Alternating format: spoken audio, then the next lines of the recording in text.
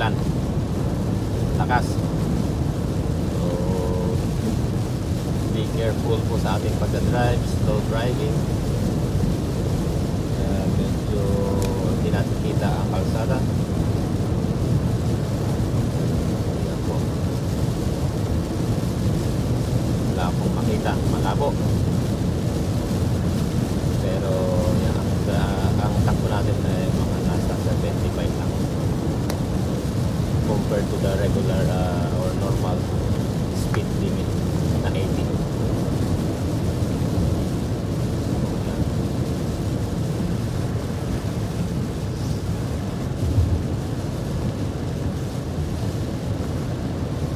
So driving, traffic kanina, so kaya siguro gawangan itong ulan.